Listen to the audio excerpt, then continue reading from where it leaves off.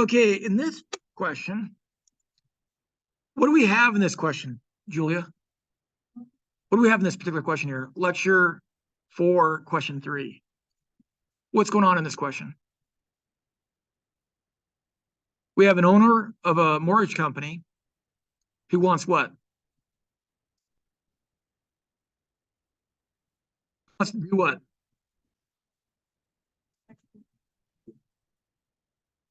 We have an owner of a mortgage company who wants to choose the fastest delivery service, right? So he can get important legal documents to his regional offices more quickly. Industrial insiders say what? What industrial insiders say? People inside the industry, what do they say?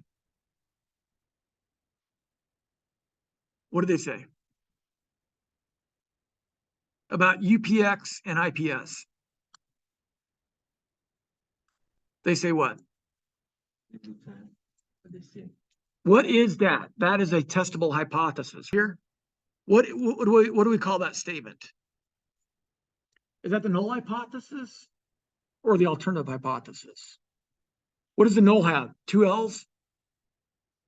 The word null has how many L's? And if you rotate them, they make what? What is this sign in mathematics? Equals. Null has the equal. Is it saying delivery time of UPX equals delivery time of IPS? Is that what it's saying? Yeah. What would that be then? The null hypothesis or the alternative hypothesis?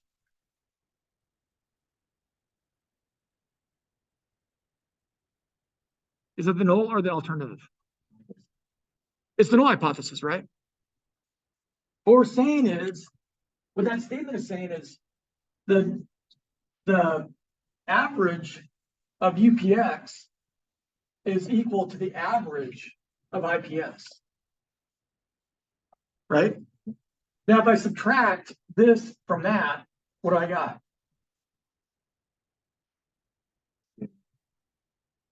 Equals 0. Now I'm going to call this the difference. Julia, I'm going to call this the difference. I'm going to use the word D, the difference. So my null hypothesis is what? The difference in the averages is what? Isn't that this statement?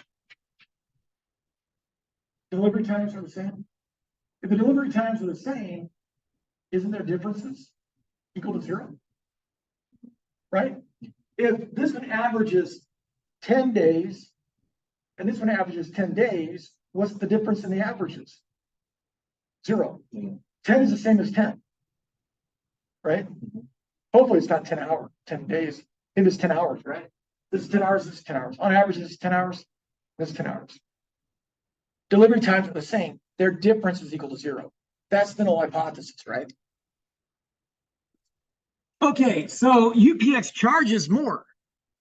If they're the same, who do you want to use? Emmanuel, who do you want to use if the delivery times are the same? Do you want to use UPX? Well, UPX charges more, though. Julie, do you agree with that? If they have the same delivery time and UPX is $2.46 more, okay, that makes sense, right? So are we going to just trust industry experts? How would we go about doing this as an operations manager?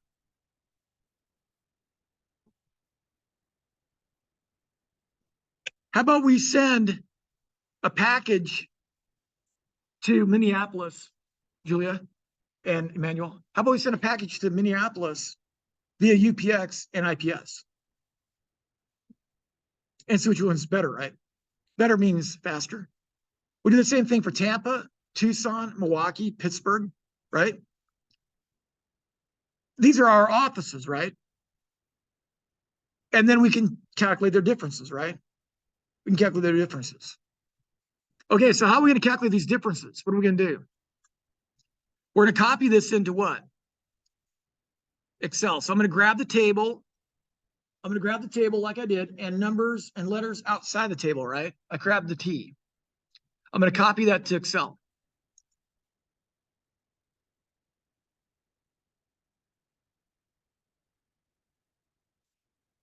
And how am I going to paste it? I'm going to right click and do what? Match destination formatting, right? You see that? Right click, match destination formatting. Y'all get it? Getting it? Okay.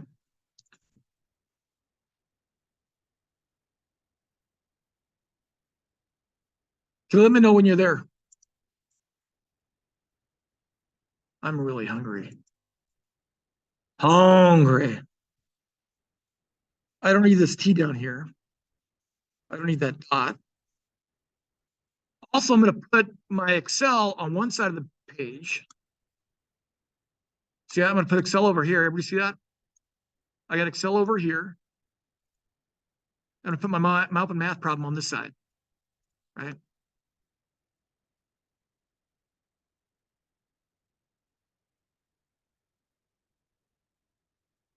Does everybody got their table looking like this in Excel? Emmanuel, make sure Office City is in cell A1. The word Office City should be in cell A1.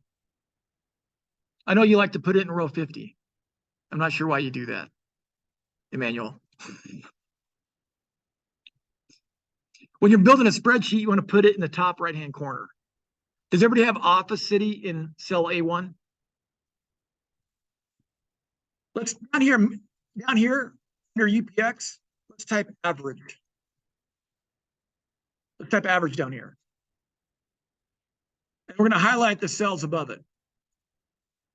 So equal average B3, B12, right? In the average row where it says average, mean difference, calculate the average of UPX. Everybody got it? Then just drag it across. Which one has a higher average? Which one has a higher average?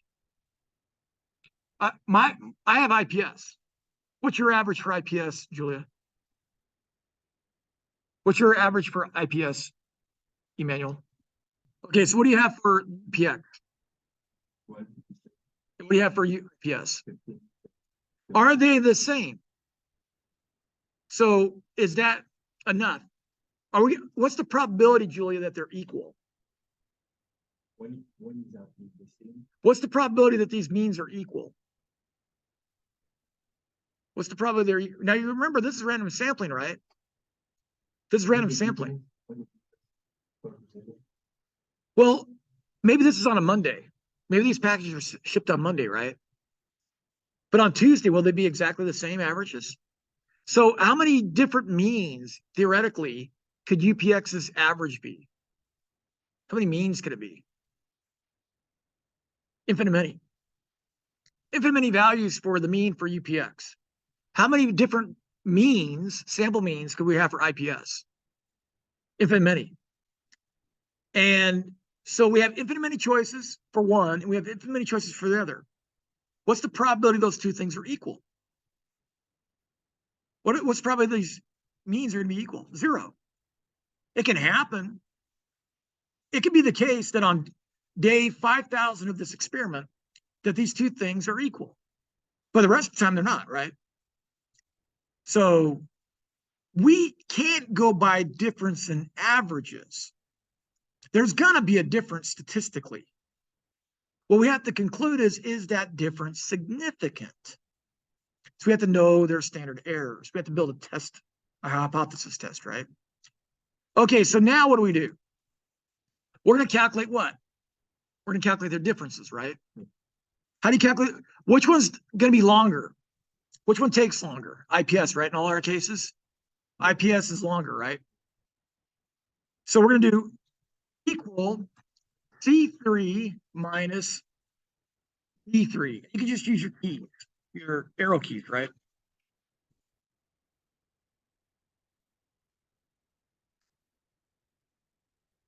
You use your arrow keys and then hit enter. What's your first city's difference? Yeah. What is it? Okay. And Horatio, what's your difference? Okay, they're all about the same, right? Why is this? Well, maybe Horatio, yours are on Monday and mine are on Tuesday, right? And Julia's are on Wednesday. Things happen, right? Unexplained things happen. Planes get backed up. Airports get backed up. Busy times, right? Now, we're going to drag this down to get all the differences. We drag that down, right? We drag that down. All the differences. Which one is the biggest for you? Which one's the biggest positive difference, Julia? Huh? I have one that's 12.3.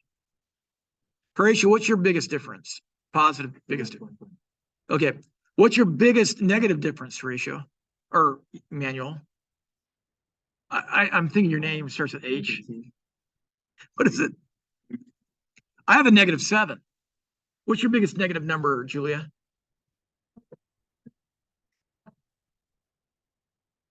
Okay. Now what we're going to do is we're going to drag this over here. See?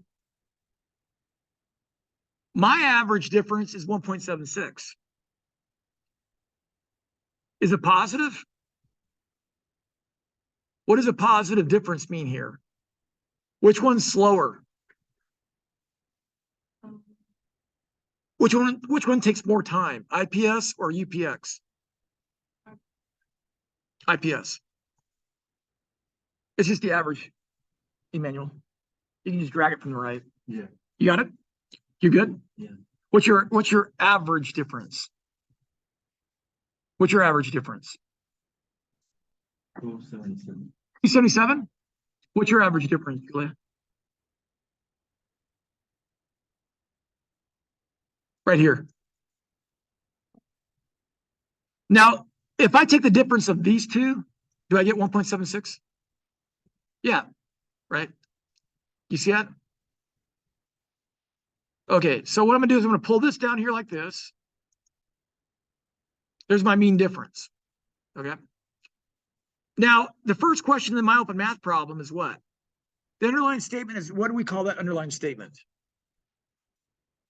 Which one's true?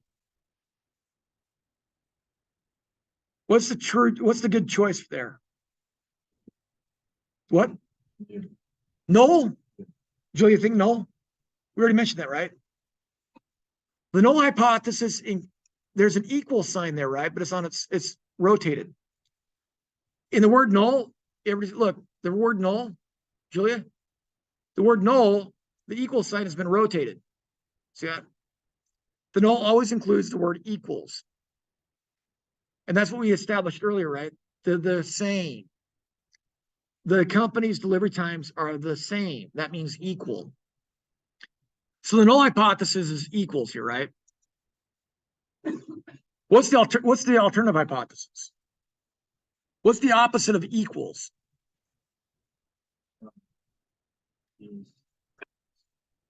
Not equal. Yeah. And not equal means what? Well, one's greater than the other or less than the other. So we have the two equal inequality symbols, right? Now, what kind of test is this? Are there two tails to this test, Julia? Yes. So what kind of test is it? Two tails, right? How big's our sample size, Emmanuel? Okay. Below mean difference type sample size.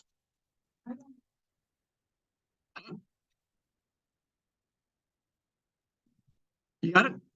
I want everybody to put mean difference and sample size in rows 16 and 17. And I want the mean difference, mine's 1.76. I want that in row 16 as well. Right? So there's two spaces between our table. We'll call this average. We'll call this average.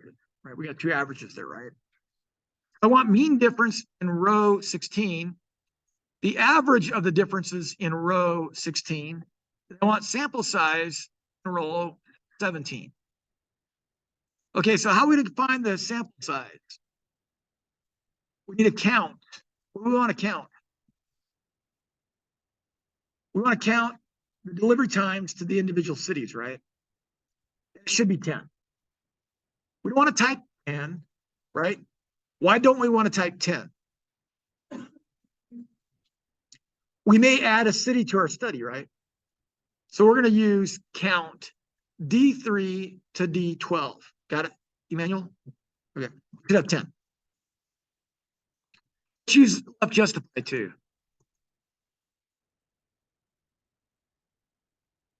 Okay, I'm going to bold. I'm going to make these bold too.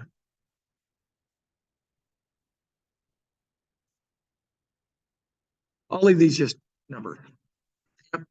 My sample size is 10. What's my mean difference? My mean difference is 1.76, right? My mean difference. Let's see if we got it right. All right. Oh, we got to put our differences up here, right? 2.6. Use the tab button. 5.8 minus 2.00. Oh, 4 decimal places.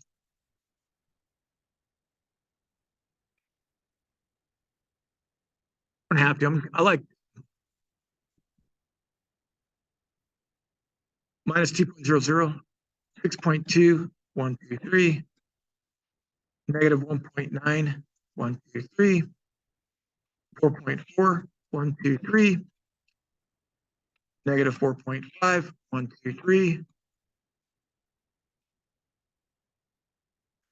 3, 123, negative 7, 1, 2, 3, 4. Sacramento is 1.7. I got green check mark. Does everybody have green check marks so far? Okay, good. Now, how do we calculate the standard deviation?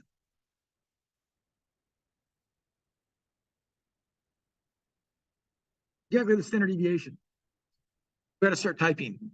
Does me remember? STDEV. E or S? S for sample, right? This is a sample, correct? My sample happens on a Monday. Emmanuel's happens on a Tuesdays. Julia's happens on Wednesdays. These are samples, right? These are samples. And then you just had to highlight the numbers up here, right? Your differences. Everybody got that?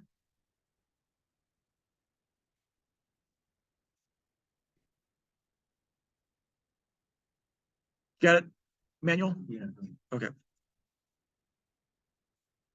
We're going to change it to 4 decimal places. Well, we'll change this one to 4 decimal places. I'm going to reduce it to 4 decimal places. There we go. The count is, you can just leave it as 10. So my standard deviation is 5.7568.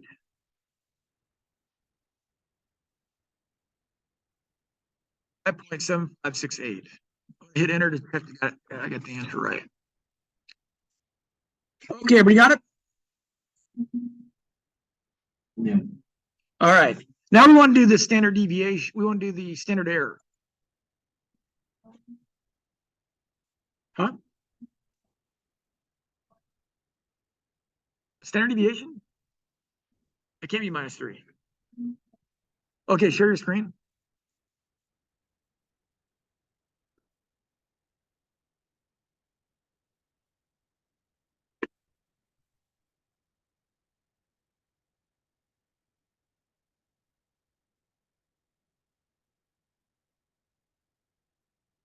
Okay, I'm going to request remote control.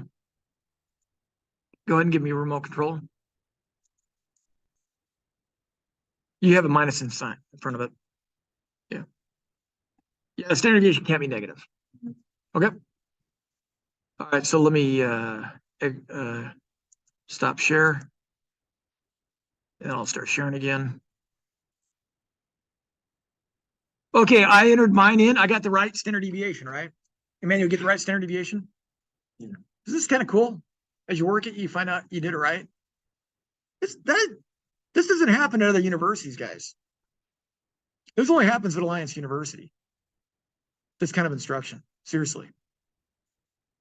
I'm disrupting education. I think it needs to be disrupted. It's so broke. That's why I don't teach at a big state university, right? Also, I love Jesus. If it wasn't for Jesus, I would be lost. I need to be saved every day of my life. So I love being in Alliance. But you don't get this kind of instruction at NYU. I guarantee you, right? You got 200 people in a classroom, I suspect. Right. Now, how do we get the standard error? You're getting instantaneous feedback that you're doing it right. You should feel good about yourself, man, right? You immediately know that you're doing it right. Okay, what's the standard error? You take the standard deviation and you divide by what? Square root of the mean, or the sample size, right? You divide by the square root of sample size. So mine is, after I remove, change it to 4 decimal places.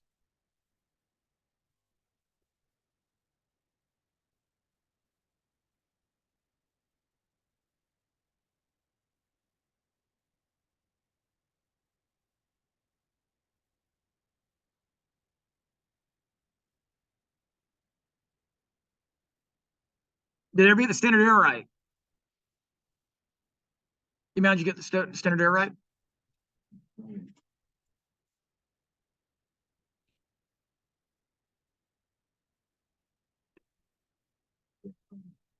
Julie, you get the standard error right? Got it? Okay, cool. Now, what about the test statistic? What do we do with the test statistic?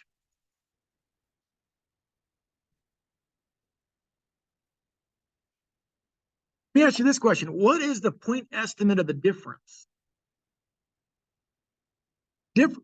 I should say, what's the point estimate of the average difference and the hypothesized value? What is the hypothesized value? Look, what do we expect this difference to be? 2. So what you do is you take our difference, our average difference, and you subtract it from the hypothesized value. That's the numerator, right? So I have equal parentheses, right? I'm going to click on the mean difference, and I'm going to subtract off what? I'm going to subtract off the hypothesized value, 0. Close parenthesis. Everybody got that?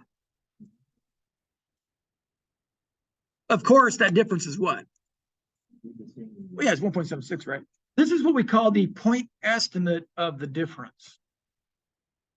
The difference between the average, in this case, it's the difference, the average difference, and the hypothesized value. Now, what do you divide that by? You divide that by the standard error,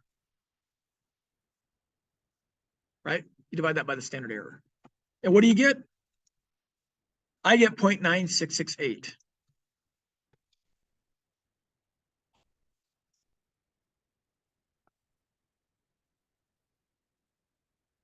What did you get, Julia, for your test statistic?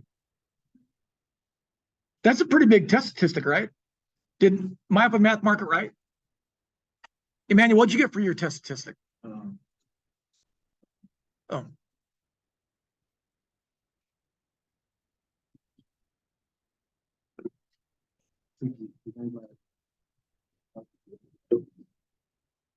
You divide by this, you have that difference, right? This minus 0 divided by the standard error. You could actually just do the mean difference divided by the standard error, right?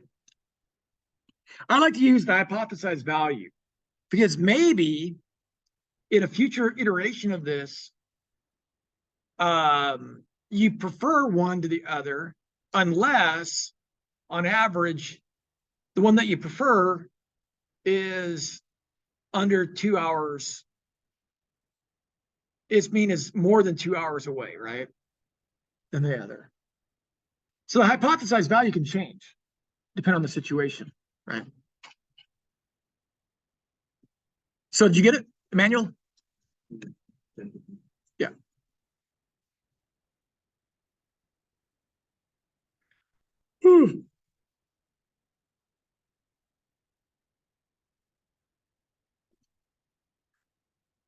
Got it? Did you get it right? Okay, cool. All right. Now we want to do the degrees of freedom. How do we get the degrees of freedom? It's just -1, right? Our sample size, 10. Now don't type 9. Notice what I'm doing up here. I did equal, and then I clicked on the cell 10 that contained the sample size 10, right? And then I subtract off 1. Let me pick one. Okay, that's a good question. How do we calculate the sample standard deviation? Well, we have to calculate the variance first, right? VAR.S does this. It sums. First, it takes the differences of each delivery time. I'll call it D. So you got each city's delivery time, right? It subtracts off the average delivery time. Then it squares it. And then it sums it. And then divides by, if it divides by N, we have VAR not P. If we divide by N, we got VAR not P. That assumes that this value is the true population parameter. Do we know the true population parameters? Only God knows those things, right? We don't know them. We're mere humans. We can't know these values. Only God does. But we can sample. Does RD vary from student to student? Julia, does this difference vary from student to student? Why? Because each of us is doing a random sample, right? We're sampling, right? None of us have the true difference, average difference, do we? So we have to use an estimate of it. And the averages, everybody, Julia and Emmanuel, mine is here, yours is here, Julia's is here. The averages are varying. If we knew the true value, we would just put the true value in there. And the true value is the true value, right? It doesn't vary. So what we have to do is we have to play it safe. When we divide by 9 instead of 10, we make the variance a little bigger than it would have been otherwise, right? So we use VAR.S. Because this is an estimate. It is not the truth. Only God knows that value. It's an estimate of the truth. So it varies from sample to sample. Right? So we divide by N-1 to make this variance a little larger. The standard deviation, STDV.S, is equal to the square root of this, right? So -1 because we're using an estimate of the mean. We're not God. We don't know the true parameter. That's why we have to use statistics, right? Does that answer your question? Yeah. Okay. All right. What is our p-value? It says we can use this function here, right? Equal t.dist.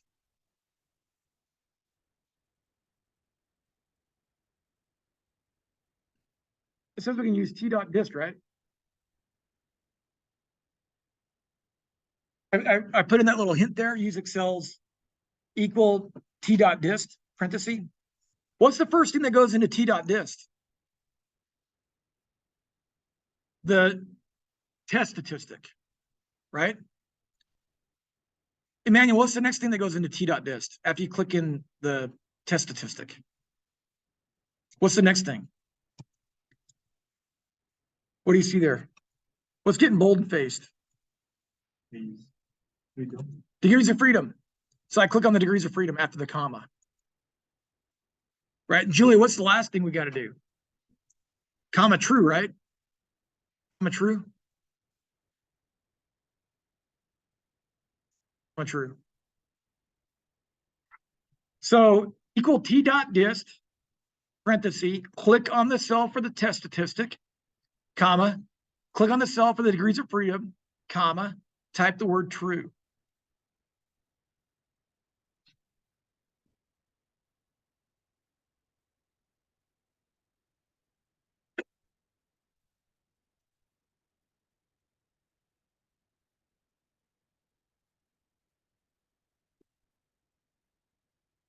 Now, this is a p-value on the lower end, right? This is from negative infinity, in my case, to 0.96, right? Julie, what was your test statistic? Positive? Emmanuel, what was your test statistic? What was your test statistic? 2, 1. Positive? Yeah, 2.0. So what we're calculating is the probability of being less than that number, right? We're calculating the probability of being less than the test statistic. And it's bigger than 0.5, isn't it? Emmanuel, did you get it?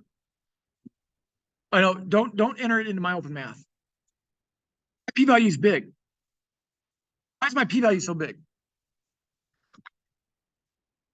Why is my p-value so big here?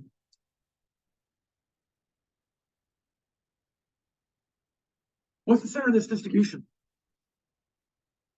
What's the center of the t distribution? What's the center normal? Julia, what's the center? 0, right? Emmanuel? My test statistic is over here. My test statistic is 0.97. Two decimal places, right? I'm calculating this area, all right? What area do I actually want to calculate? I want to calculate to the right, not to the left. And don't tell me you're not irreplaceable. I got the wrong side, don't I? Right?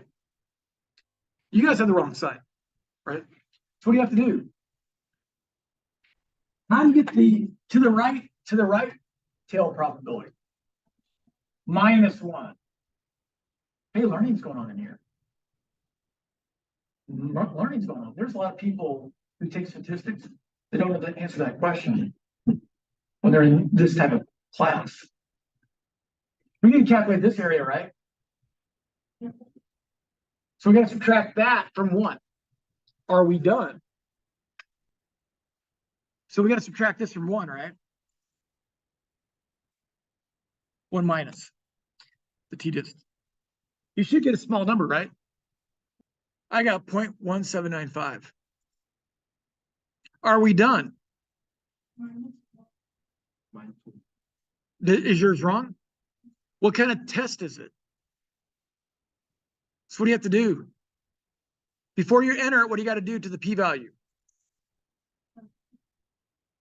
Yeah, you have to be really careful with this. So you want to put a parentheses around the whole thing, right? Yeah. I want to put a parentheses around the whole thing. And then times 2. So you got to multiply that p-value by times 2, by 2, right? And then you can copy that into the p-value box. Why do you multiply by times 2? Oh man, I program these questions, I build these things. When I get the green check marks, it makes me feel so good. Right. Why do we multiply by 2? Julie, why do we multiply by 2? It's a 2-tailed test, right? We need both tails. So yeah, we need both tails. That's what we need, both of them. Did we get the p-value right? Okay, cool. Is it starting to make a lot more sense? Okay. Are you guys learning it? Does it feel like you're getting a lot out of Excel and stats? Okay, good. All right, so I changed this down here, right? So I made it 5%. So Julie, what's your significance level? 5. What's yours, Emmanuel? 5. 5. Okay, we're all 5, right? Yeah. But your p-values are smaller than mine, right?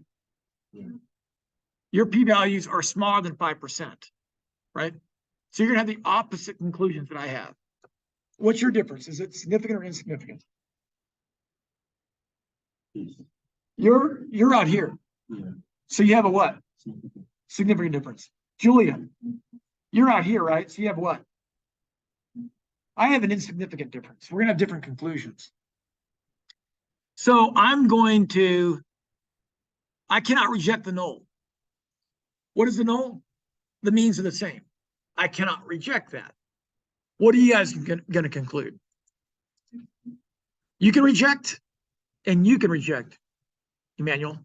You guys both can reject because you have significant differences. I have an insignificant difference. I'm inside the critical values, which are defined by the significance level, right? So in other words, what am I saying? I can't say delivery times are the same, can I? Why can't I say the delivery times are the same? Well, the averages are different, aren't they? So what I can say is the data suggests delivery times are the same. It's a weaker statement, right? Okay, I don't reject. You're going to hit reject the null. You're rejecting the null. The null was what? Delivery times are the same, right? You're going to reject that. You're saying the delivery times are not the same. I'm saying the data suggests the delivery times are the same.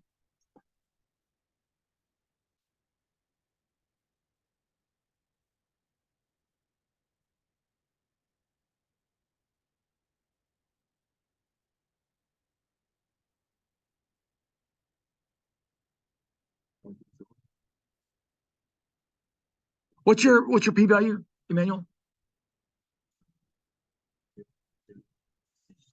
Oh no, yours. You're inside. Yeah.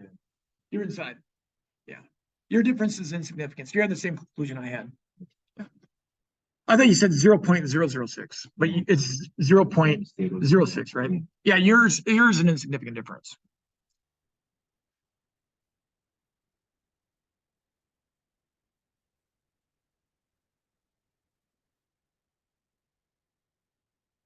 Now, on this one, I'm going to say IPS. IPS is, let's see if I get it right. Whoop, if IPS is not wrong, you got to say UPX. UPX's delivery service is the same as, in my problem, the same as the other's delivery time, right? What would you conclude, Julia? Is faster? UPX is faster if you look at just raw averages, right? In all three cases, UPX is faster, right? UPX is faster, but only Julia can say it is faster because her difference is significant, right? Cool. Any questions on that one?